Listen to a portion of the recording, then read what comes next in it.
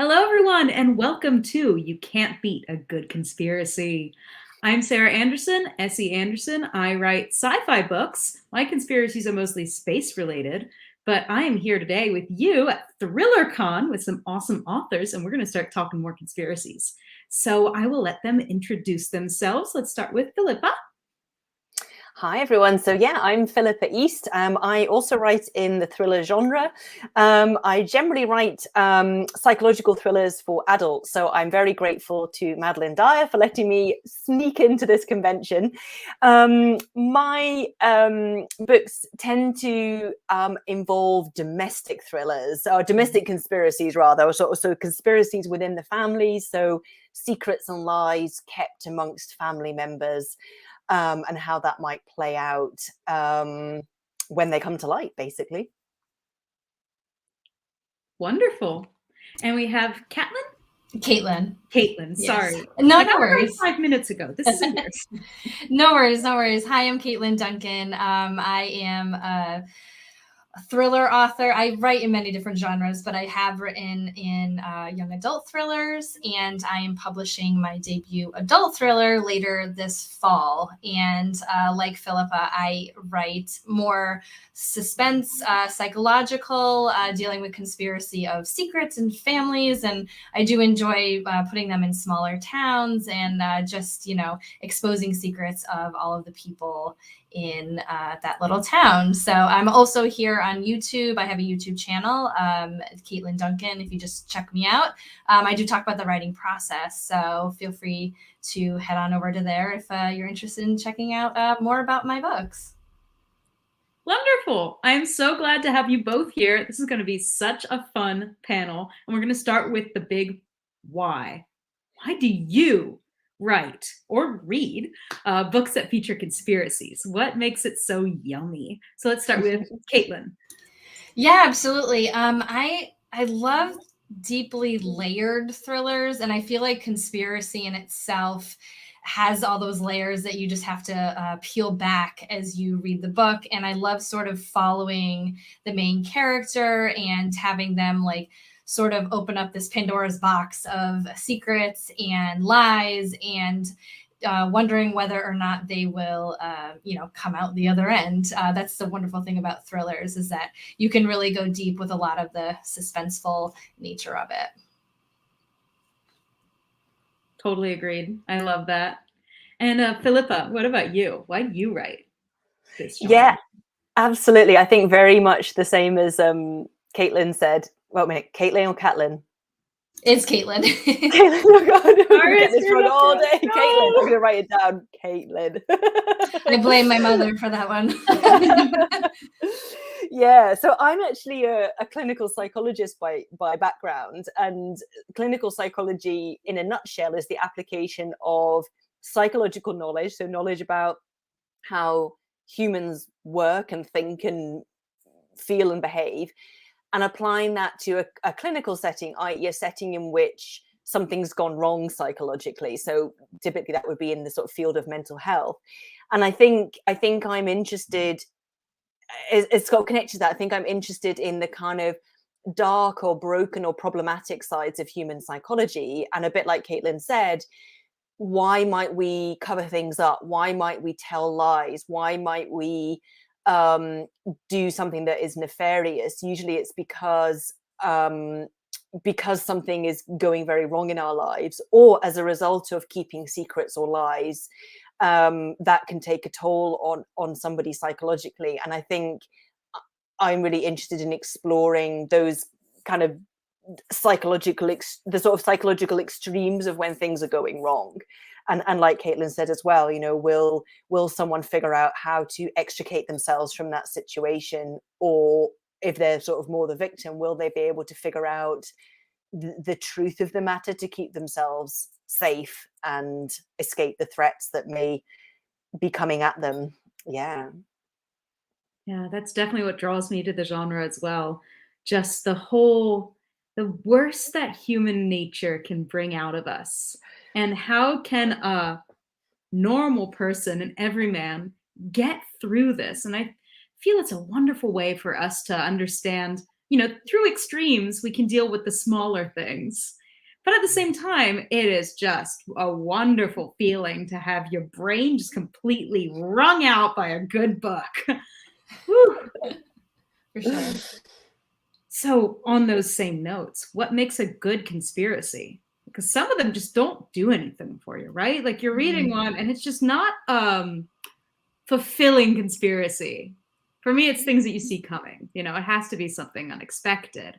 But there's more to it, I think. And I think being the experts on the matter, you guys can have something fun to say about all that. So what do you guys think? Shall I go first with this one? Go for it. Yeah, I mean, I think yeah, there's a good point about it being plausible, as in thinking, yeah, I could believe that the character in that situation would make that choice. And I think connected to that, I think there's the sense of relatability. So I don't know if you're the same, Katlyn, but in my books, which are so far primarily set in the domestic or the family sphere, my villains, or the ones who are maybe creating some sort of conspiracy and, kind of defining that in the broadest sense, I don't tend to write them as characters who are fundamentally bad. I'm not so interested in reading books about characters who are just plain, they just turn out to be kind of a random psychopath at the end, and they seem to be like a normal, loving husband or wife or person, and you just realize that they're just not at all. And it's kind of like, ugh, what? But I tend to write more about people making human mistakes that you could imagine. I can imagine making that choice just kind of through sort of naivety or panic or whatever, and then having to go through this tangled web of covering it up or getting worse and worse and worse. So I think there's, something really interesting about, again, going back to what you're saying about stories being layered, that if we can follow a sort of conspiracy type story where we think, I could imagine that happening to me, I could imagine accidentally making that choice, and then being faced with these real ethical dilemmas about, do I come clean, do I not, and kind of my back's against the wall sort of thing. I don't want to hurt people, but I'm lying to them, all of this kind of thing. I love that. Yeah. So exactly what I'm in for when I read a good conspiracy. I want to challenge myself and back myself into a corner. What would I do? Yeah, that's great. One thing I love about conspiracy is when it sort of hides in plain sight. I really take a lot of time with my books to make sure that everything, like you said, Sarah, about it being a surprise, but not in a surprise sense of like a MacGuffin, but like a surprise, like, oh, I was following the wrong breadcrumbs. So as a writer, I love to put everything in plain sight, but maybe, do redirections and red herrings and stuff like that. And when books do that to me, I get so like happy, angry. I'm like, oh no, how did I not see this coming? I think it was the recent Alice Feeney book. I can't remember the title right now. There was just one small thing that I missed throughout the whole book. And then it was literally right on the page. And I missed it. And that's, oh man, it made me love the book so much. So I love that hiding in plain sight. I like trying to follow the breadcrumbs as a reader. And then as an author, I love to create that environment for the reader. So, some of them may figure it out, but others may be totally surprised. So I love sort of playing that game and trying to figure out, like, to see how far I can trick you in a way. But definitely having everything there, but just doing all those redirects really makes a great thriller for me, or a conspiracy thriller. Totally agree. It's that goose cam. Oh, hello. Hi, Dana. Hi, Dana. Okay, so why don't you introduce yourself? And we've just been discussing why we love thrillers and what makes a good conspiracy. And we're going to be moving on through a lot of questions around that. And I forgot to say when we started this, but all of you watching live out there, you can ask questions, say some comments, interact with us. We can see your questions here, and we'll be reading and answering them as we go along. All right, I think that's enough for me. Hi, Dana. Who are you? Hi, Dana Mele. I'm the author of People Like Us and Summer's Edge. This is what it looks like. Love that cover. Oh, thank you. And Tragic, which is a graphic novel retelling of Hamlet, which is out in September. Fantastic. Looking forward to reading it. All right. So now we've talked about what we love, what makes a conspiracy. How on earth do you write one? Because I mean, come on, we've been talking about how a good conspiracy is something that the readers don't see coming, that you're playing a game with your readers, trying to subvert expectations. That's not going to be easy. So, Dana, why don't you start us off with this one? How do you do it? Oh, wow. Throw you in the deep end. Do it. Let's see. I like to say that I'm kind of an intuitive writer. So I do try to plot a little bit. I do my darndest to do that. But I do think a lot of it just comes from my overactive imagination. So I do kind of let myself, my brain run a little bit wild while I'm writing. And then later I try to work out the kinks.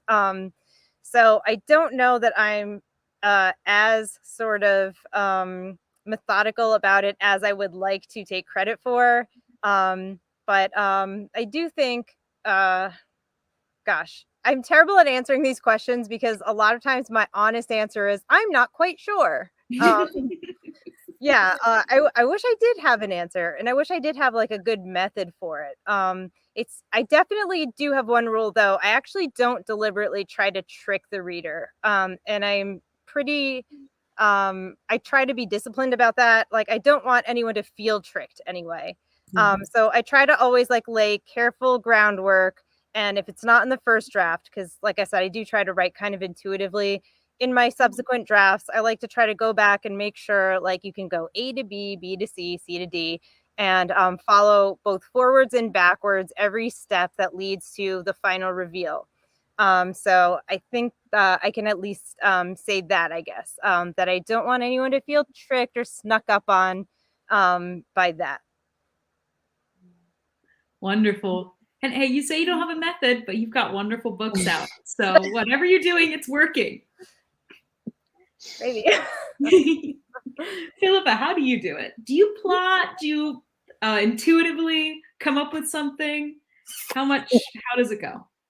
Yeah, I mean, I've learned along the way of writing and publishing books that whenever I plan, it doesn't work anyway. So like I can write a plan, but when I write the book according to that plan, the book doesn't seem to work. It like my plan on paper doesn't translate into a good story. I think I'm just good at writing plans. They look like great stories, but they're not actually. That sounds like something a conspiracy theorist. Yeah. Oh, my cat's probably about to eat my books in the background there. But yeah, I think absolutely like what Dana says about. That's what my cat thinks of my books, basically.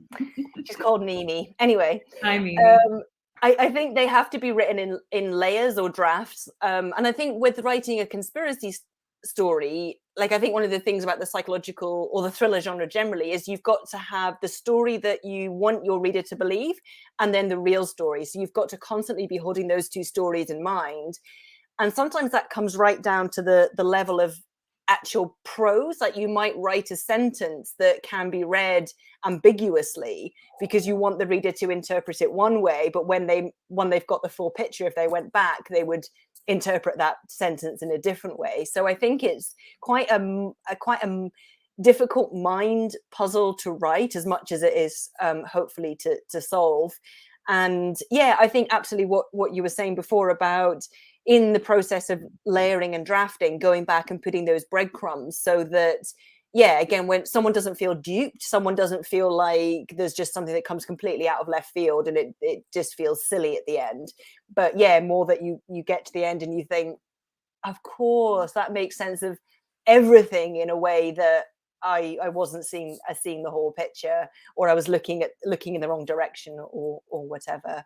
And also I think I try to also focus not just on the kind of who ends up being the villain, but almost kind of like the why. So revealing more of a why everything went the way that it did, not just because sometimes you read a book and you get maybe 80% of the way through it, and you genuinely think any one of these characters could end up being the bad guy. And it's almost like the author just picked one and then said, oh, there was so and so. And I find them less satisfying than when you have a reveal that kind of reveals everything that's been going on with that person or within that family, and you feel like it, again, on a psychological level, it explains things well. So yeah, I think that doesn't really answer how to do it. That just more says what I'm trying to do. But multiple drafts, I think, would be my short answer. Yeah, multiple drafts. Well, yeah, there can't be a simple one-way formula to make something so complicated come together. It's really, it's a challenge. And as a reader, when you see a really good story come together, you just want to stand up and applaud that author and go like, dang, I wish I could have thought of that. And how about you, Katlyn? How do you come up with your plots? Do you plot? I do, actually. I'm sort of the opposite here. And Madeline, thank you so much in the private chat. It's Rock, Paper, Scissors by Alice Feeney. That was the book that I was discussing, in case you want to check it out. So for me specifically, I have to come in with a plan. That's just the way I've always been. I tend to start off with like Save the Cat beat sheet.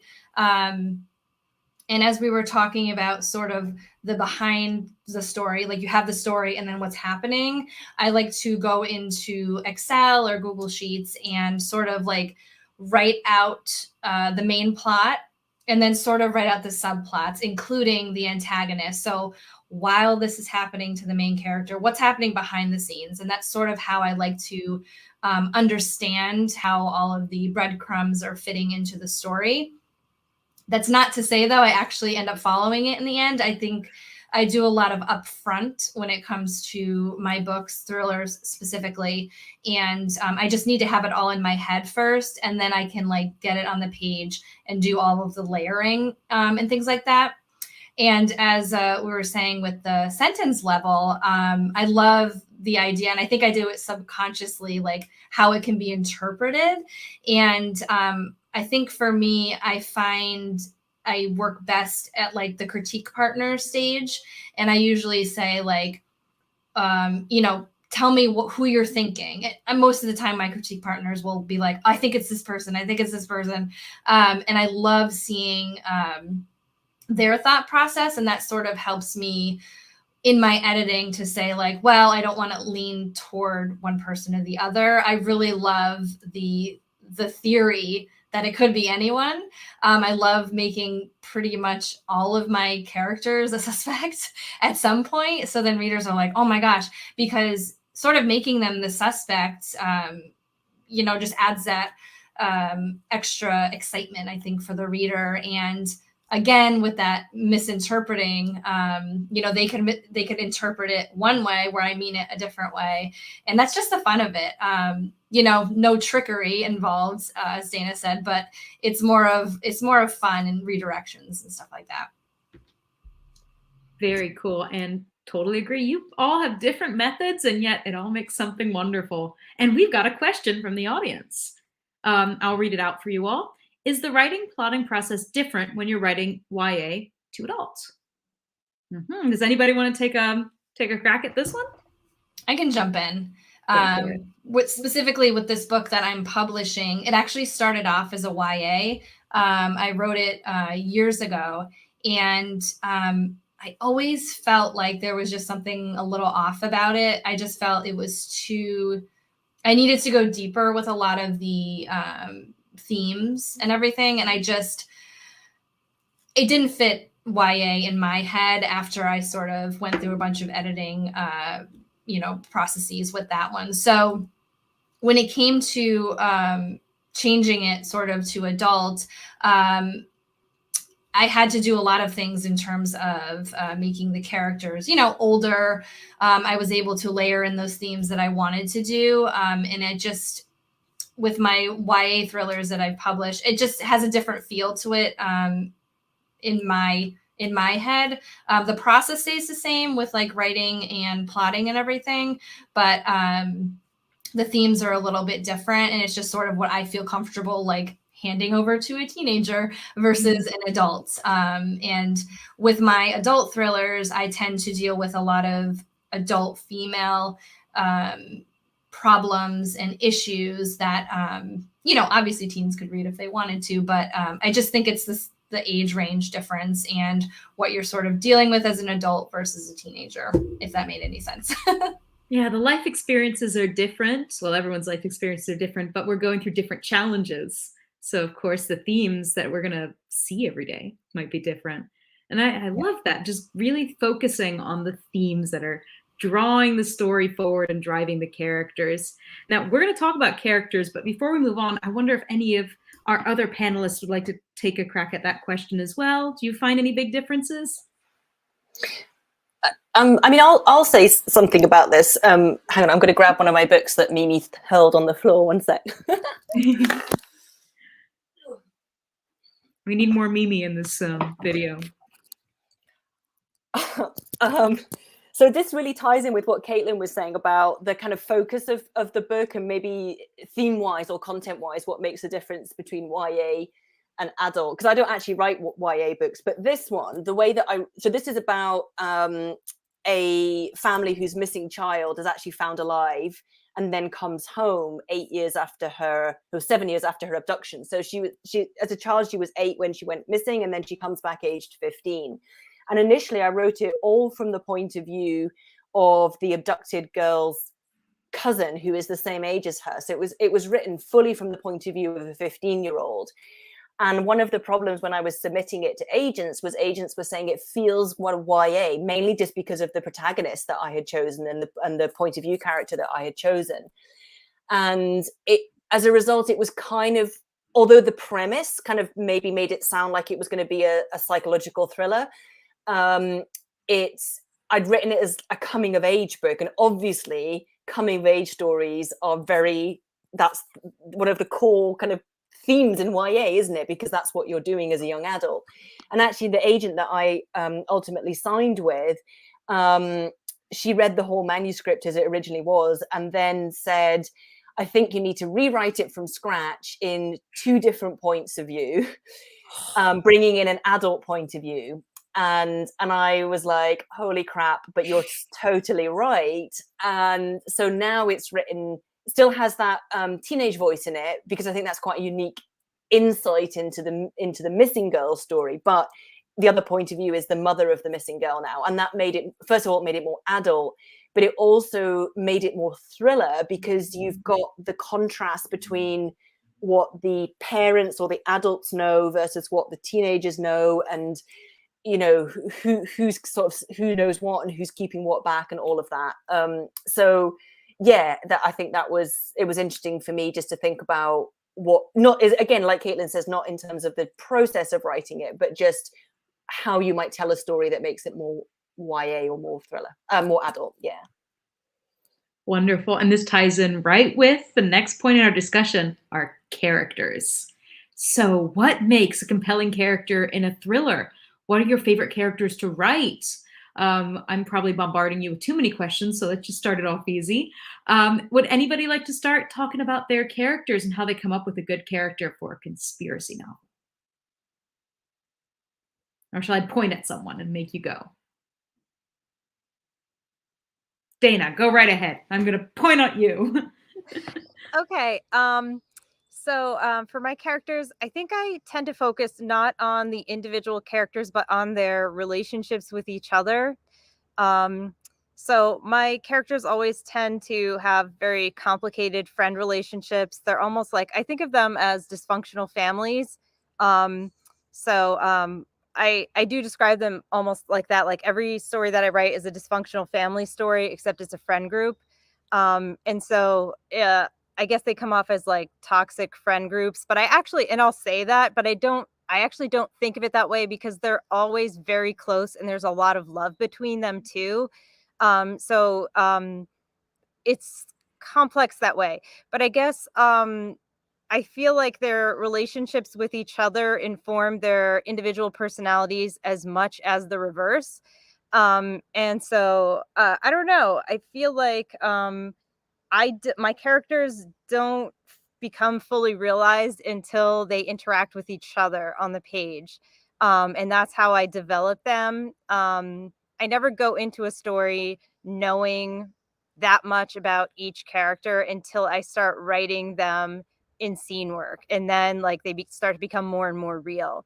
So that's how I approach my characters, and then I always end up, I don't know, people invariably hate each and every one of the characters that I write, but I love them. And it's not because they're good people or they do good things. They're terrible people who do terrible things. But I love them because of the relationships that they have, and because they are so fully committed to each other. So that's just, I guess, like a tiny little slice of where I stand with my characters, I guess. I don't know. I love that. Yeah. So, do you think that making them more real in that sense is what's helping the reader connect with the story? Or is it more because you like writing real characters? I don't know if this question makes. Could you clarify? Sorry. Oh, where was I going with that? Sorry, the heat in this has just gotten really hot. Oh, Yay yeah. for heat waves. Oh, yeah. So I was just, when we're talking about characters in a conspiracy, we're thinking also about the reader that's going to come to the book, come to these characters and go through the conspiracy with them. Right. So do you focus on making these characters connect with your reader as well as the other characters that you're creating in this little found family? Or do you put the reader to the side and wait for them to join this found family of their own accord? Okay. So I think the way I think of it is like the reader doesn't have to necessarily love the characters, but they have to be invested in what's going on with them as far as the conspiracies go. You have to buy into what they're doing, why they're doing it, why they make certain decisions, especially because within these conspiracies, a lot of times it's the decisions that they make are based on trust with people that aren't necessarily trustworthy, but there's something underlying it. There's always a reason why that trust exists in the first place. So these complicated relationships between these characters, they have a lot of history there, but there's good history and bad history. And then the current events always are informed by all of that stuff. So yeah, I do think like a person walking it would be the readers like the new person to the friend group encountering them for the first time, and it's like, oh my god, there's a lot of stuff going on here. Why do these people continue to hang out with each other? Which I think maybe some people think when they read it for the first time, but then like as you go on and you see a little bit more about their past, hopefully I can't ever tell what a reader is going to be thinking, but hopefully you think like, oh gosh, I see why they're still together after all this time. Because again, to me, it is like a family kind of, and it's like you can't really just back out of it. There's an interdependence there. So I don't know. That's what I kind of hope will come across. That's awesome. I feel like I would really connect to their characters in that sense. So yeah, Philippa, how do you go about writing your characters? Do you like a family approach, or do you deal with them as separate little entities? I really like what Dana said actually about them coming alive in interaction with each other. And like, I think I probably do a bit of that, but I'm going to write that down as a little tip for myself, because I think that's a really good way to think about developing character, actually. Like how do they feel about other characters? How do they behave when they're in a conversation with this character versus that character? So I think that's really, yeah, that's really lovely, because yeah, I think similar to what you're saying, Dana, I think my characters very much tend to be, you know, they're in relationships with other characters, and that's a lot of the time what I'm interested in. So definitely they're not kind of isolated kind of people doing some sort of role in the book. Yeah, I think in writing kind of conspiracy stories, I think, again, a bit like I was saying before, I think that I try to have my, you know, whoever's filling the kind of archetype villain role isn't just black and white villainous, that they're someone who has made the wrong, done something wrong, but for the right reasons, sort of thing.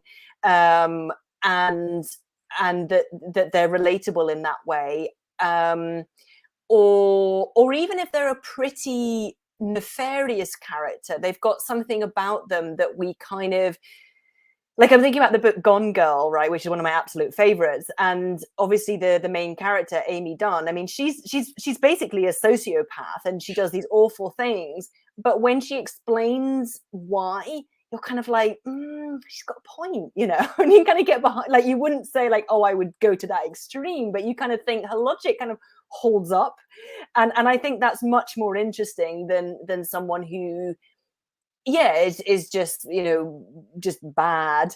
And then I think on the other side, I think that the people who are impacted by the conspiracy or the lies or the secrets, I try to take them on a journey where they need to effectively, because they become entangled in this, they're going to have to sort out some of their own shit to sort out this situation. And that, you know, maybe they have some sort of character flaw, or you know, in kind of story terms, character flaw, or something that they've not addressed from their past, or some sort of character deficit, that in order to, yeah, like we say, is like get out of this, maybe literally alive, they're going to have to sort out whatever is something within them, so that they're kind of, yeah, that they're put through their paces through that, and they come out, you know, they have to come out kind of triumphantly at the end, but only by looking themselves really hard in the eye. So yeah, that's the kind of psychological element, I guess, again. So yeah, those are my favorite arcs, following a character go through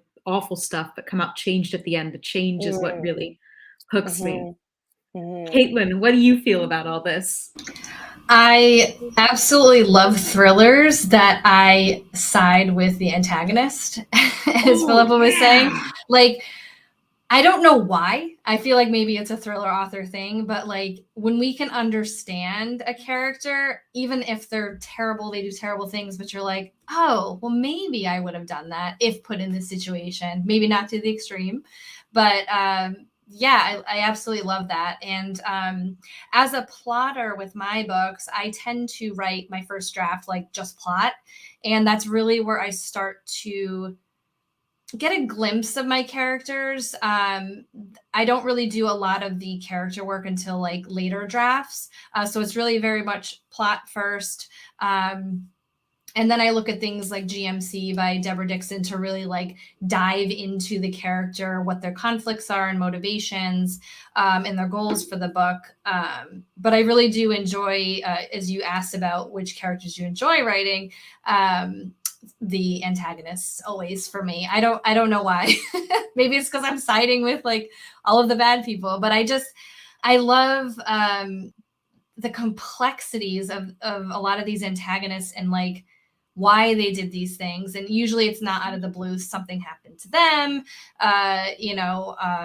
and just something within them just drove them to a certain direction.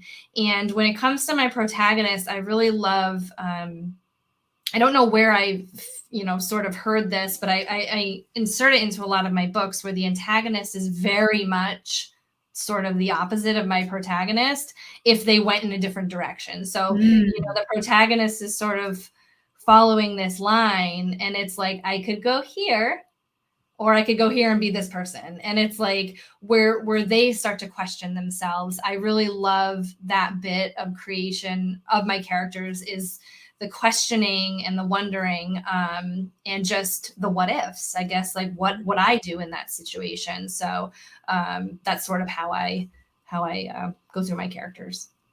And facing the darkness within yourself.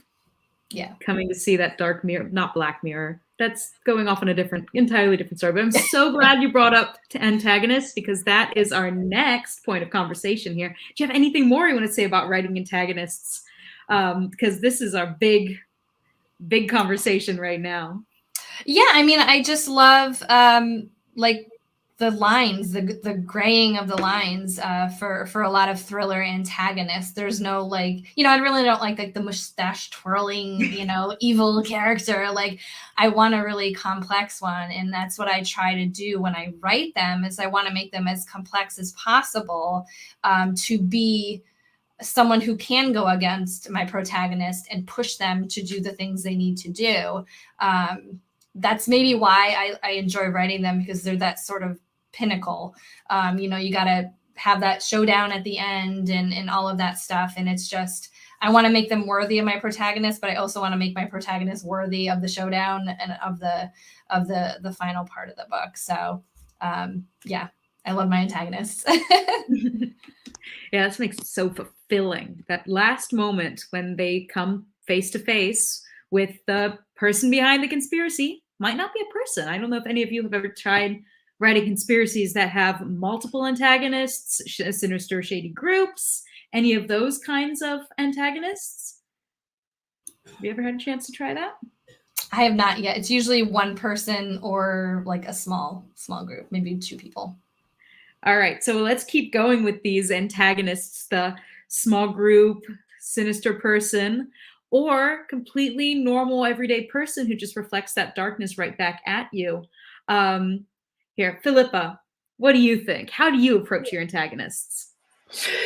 Yeah, so again, I actually, one of the things, because I like to learn like technical stuff about craft and things, and I was reading a lot about the conventions of the thriller genre, and one of the conventions which I thought is so clever to understand, and actually the more thrillers you read, the more you realize, yeah, that this is kind of what we're doing, is that character-wise, thrillers tend to revolve around a triangle of 3 characters. There's the hero, who is going to, in some shape or form save the day, and they're often kind of at least a protagonist, if not the protagonist.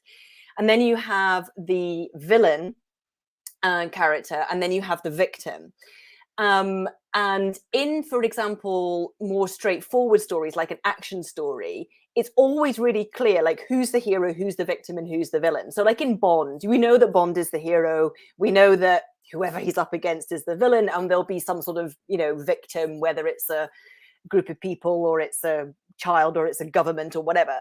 In thrillers, often what's going on is who the reader thinks is in each of those roles can change through the book. And that's often when we do a plot twist, that's often what's happening. The person that we thought was, for example, the victim turns out to be the villain, or who we thought was the villain turns out to be the hero.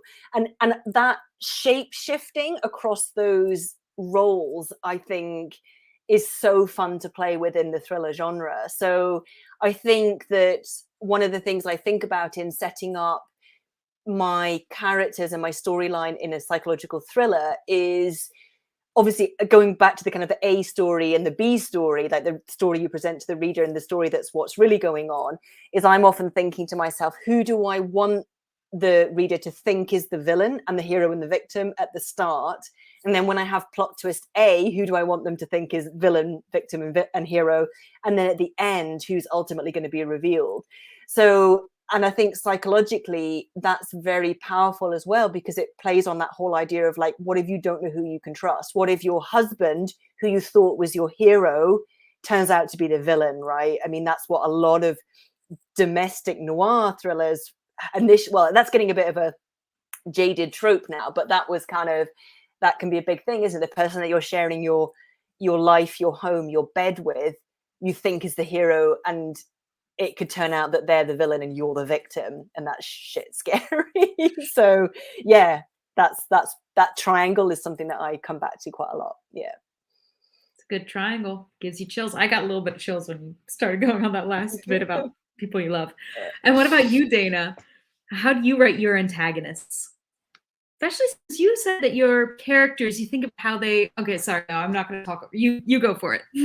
Oh no, what were you going to say?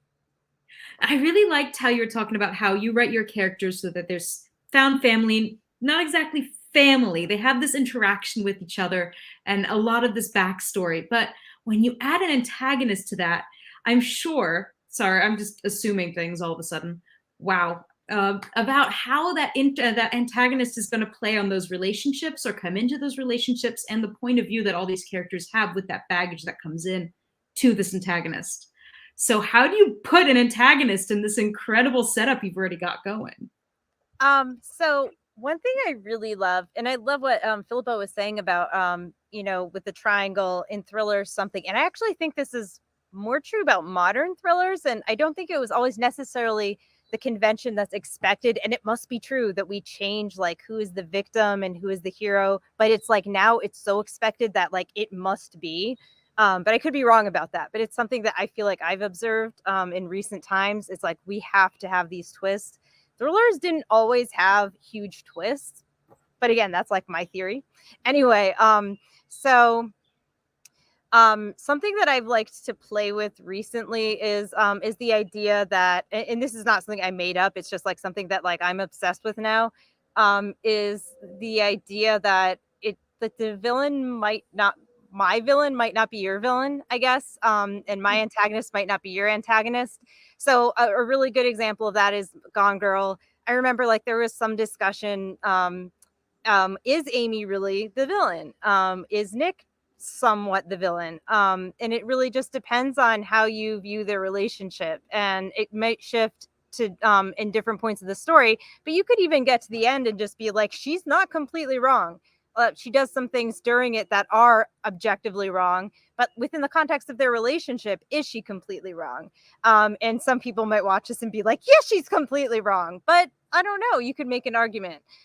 So with some of the things that I've been writing lately, I definitely have had people read and I'm like, so what do you think about, X person that like I sort of write for myself as the antagonist? And they're like, well, I kind of sympathize with that person. And I'm like, good, like, because I like the idea that there are multiple people who do antagonistic actions and they play on taking antagonistic roles from different points of view. And that's one thing I like about writing multiple POV stories, is that you can get to the end of one character's POV and reading that and taking it in good faith, there is one character that is definitely the antagonist and definitely the villain.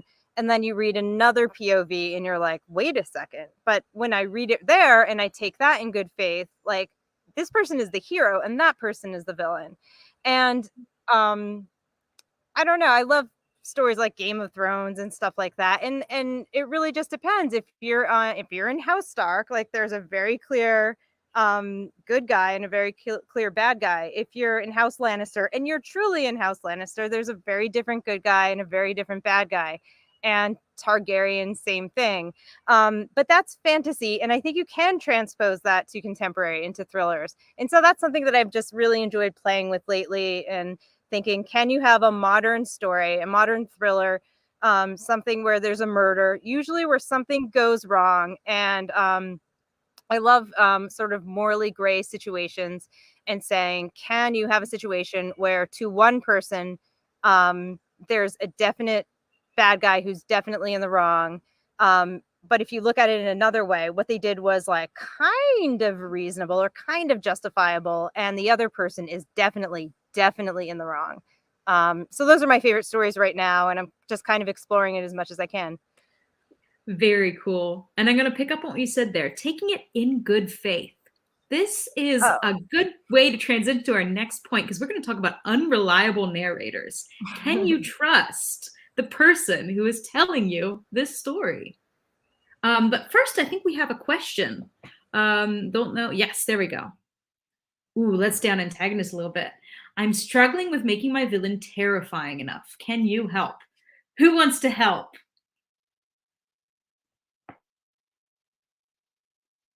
Ooh. I guess that sort of depends. Terrifying, like, if you're writing conspiracy or, domestic thrillers, like, it just depends on what's terrifying to you, because, like we were saying with the person sharing your bed, that could be really terrifying to someone. For me, it's very similar in that someone is not who I thought they were, and they have this whole other backstory, and or they do something totally out of character. Not to pun on words here, but I think it's terrifying when it's a little bit eerie, in a sense that it's like, I thought I knew something and it turns out to be something different. And then for the protagonist, it's something that really affects them too. Like it's going to have a ripple effect. So I think just thinking about, sort of what scares you in a sense, and what would be, thrilling for you, that if you learned a secret or anything like that from that character. Yeah, I think I would add to that, and maybe it's just the way that you've happened to phrase the question, but I think it's easy to kind of go for stock fear tropes of like a terrifying antagonist would be one who is like really physically brutal, or can scream really loud, or is purely evil. And actually I think that if we're trying to be too kind of just push quite a simplistic idea of what makes somebody frightening, it becomes stereotypes, and it stops being convincing, and we're not scared of them anymore because they don't feel real, so they don't feel like a real threat. And I think it can be helpful to think about, again, almost a bit like Katlyn said, kind of flipping it around and thinking about some of the core things which are frightening to us as human beings. So those include things like not knowing whether we can trust somebody, so another person in our lives being unpredictable, so which is sort of connects to the trust, but if there's someone whose behavior can seem to turn for no apparent reason, that's very difficult to navigate, and that can feel extremely threatening and very scary. I think someone, again, who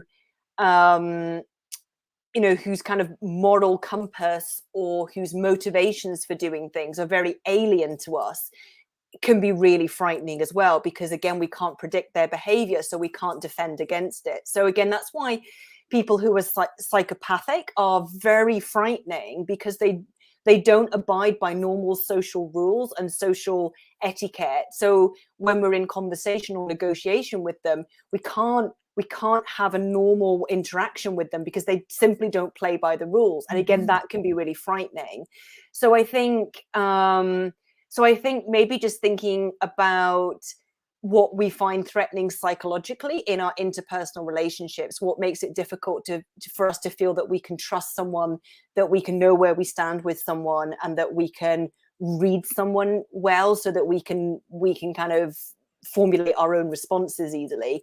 That can sort of help with that, creating that sense of psychological terror, which I think is more terrifying than just being in physical danger. Of course, physical danger from a villain can be incredibly frightening, but it's quite unusual that we would maybe be in a situation like that, or be in a situation like that for a prolonged period of time. It's very difficult to put a character or a victim in a physically threatening situation for 90,000 words, but you can have them in a psychologically threatening situation for a really long time, and that can become very, very suspenseful and very thrilling and very, very frightening. Yeah. Definitely. I feel like one of the most terrifying things is when something shatters your perception of reality. Things as simple as gaslighting, which make you question your own sanity, your own perception of the world. And having a character or a situation that plays on your relationship with reality is the most terrifying thing, because who can you trust if you can't even trust yourself? So I don't know about writing a good antagonist, but I know what scares me, and I feel like that would be a good way to drive forward the creation of a person or being or entity behind this horror, this psychological fear. Unfortunately, we seem to have lost Dana. I hope she's okay. And it's just a computer error. I was just going to add to that. So one of the other genres I would love to kind of branch into is horror. And I did a bit of draft reading on horror, and a really useful principle for me was that what we find more frightening as human beings is things that are inexplicable. So rather than seeing a ghost or a monster, what's more scary is, for example, the window behind me suddenly opens by itself and I can not explain how the fuck that has happened. That is terrifying. That's more scary than seeing, a kind of Halloween mask. Well, that would be quite scary as well. But you know what? Once we know what the monster is and we know how it all operates, that's much less frightening than just this sense of things inexplicably happening around us all the time. That creates much more of a sense of terror. So, yeah. Another tip. Yeah, I agree. I mean, if I put something away and then I walk back out and it's not put away, did I move it? Is there a ghost in my apartment? What is happening? And I will be messed up all day or longer. I can still think about it. And speaking of these unreliable events, unreliable narrators, can you trust the person who is recounting, telling, or drawing you through the story? Do you like writing unreliable narrators, or is this a spoiler for your future books or past books? I can take this one. I don't really write unreliable narrators. Obviously, you know, I write unreliable characters within thrillers. There's always a bunch of those. But as I mentioned before, in reading unreliable narrators, I think they can be very effective, especially in that hiding in plain sight aspect of it. So if they're unreliable and then you have your character thinking they're one thing or the other, I find that really exciting.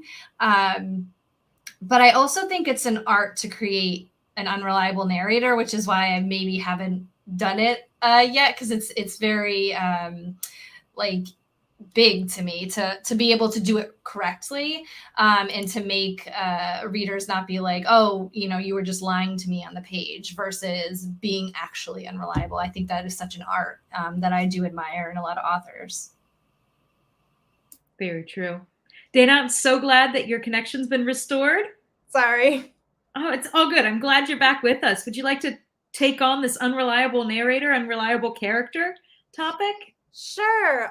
Yeah, I think writing unreliable narrators is something that I like to do because I like to read it. That's why I do a lot of the things that I do with writing. I think one of the little sort of cardinal rules for me is just there has to be a good reason for it, I guess. As much as I love doing it, it does bug me if I read something and it kind of seems like a throwaway, like, oh, you know, I lied because I felt like lying. It's just like, oh, you got to have a better reason than that. Everybody's a liar. I like to say, and I'm not the only one, of course, like we're all unreliable narrators because we all tell stories. We tell everything in a way that is convenient to our own narrative. And so that in itself is kind of like a fun way to do it. In this book right here, you have 3 different perspectives of the same event. And each one is very, very different because it's told in a way that that makes each one kind of like the good guy and everybody else kind of the bad guy. And that's one way that I've heard other people say makes them unreliable. I don't know that it makes it unreliable. I think that's just kind of the way that we do tend to relate the stories of our own lives.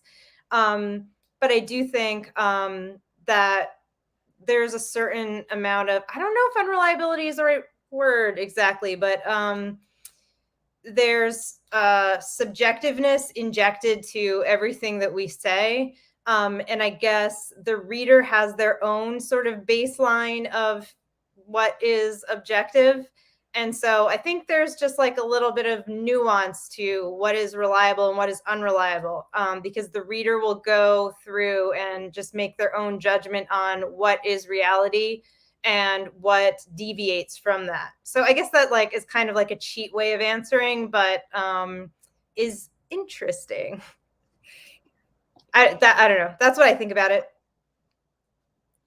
I love it. Philippa, what do you think? I mean, we've gotten 2 pretty different perspectives on the unreliableness. Yeah, I mean, I very much take, well, I think I agree with both of you. And I think I take your point exactly, Dana, that we're all unreliable, you know, but I think it's useful to think about, I mean, I think in thrillers, again, the unreliable narrator is kind of a convention because it's the thrillers and conspiracy, they're all circling around this idea of secrets and lies. And they're also they're part of the crime genre where we want the reader to engage in trying to solve the puzzle. And if we're just telling them, I mean, we could just tell them straight out at the start of the book, this is what happened, this is who did it, this is why everything happened.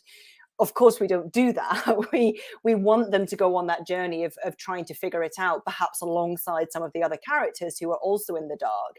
So I think we want to really capitalize on the idea of an unreliable narrator if we're writing in the thriller genre. Why not? It helps us. It helps our cause.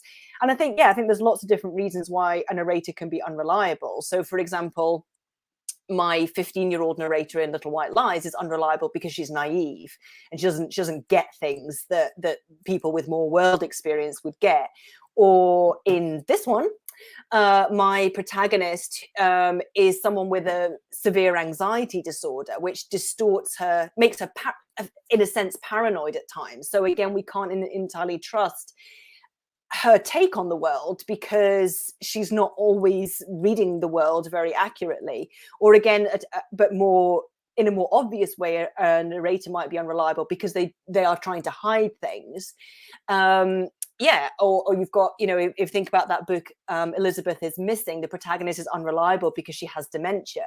So I think, again, thinking about why your character is unreliable and then using that to your advantage to keep things back from the reader. And also, I think there can be, in a way, our characters can be kind of reliable, or at least subjectively reliable. But as the author, in terms of what we choose to share with the reader about that character's movements or thoughts or feelings or internal monologue, we can present that character's viewpoint in an unreliable way. So again, we keep going back to Gone Girl because it's such a masterwork. But there's a bit early on in Gone Girl where, in switching between the point of view of Nick and the diary entries of Amy, she leaves a chunk of time out. So there's a chunk of time missing from Nick's narrative, which immediately makes you think, oh, what was Nick doing in that time? And it's not because Nick hasn't told us, it's because the author didn't tell us. So it's really clever, isn't it? So again, we can choose to edit what the character shows on the page, and in that way we can tease the reader and we can misdirect the reader and all of that. So yeah, it's fun, isn't it? It's just good fun. So fun and so difficult. Just like Caitlin said earlier, doing this well and doing this right, like in Gone Girl, just that logical of why was that left out, leaving the reader to come up with their own reasons as to why this section was missing. That's not easy. It sounds easy, but it isn't. Which leads to the next big point. How on earth does someone tackle writing a conspiracy? Do you have any tips and tricks to give to authors who are, or not yet authors, who are dipping their toes into the genre? We're almost at the end here, so it's just going to be a free-for-all. If you're ready to talk, go for it. All right, I'll do it. I never volunteer. I would say, as much as I'm not a plotter, I would never try to write a conspiracy without knowing the ending. So start with the ending. This is the only time I ever start with the ending. It's with like a kind of like tangled conspiracy type story. I start with the ending. And then I kind of like jump back and I think like, what's every single thing that led to this?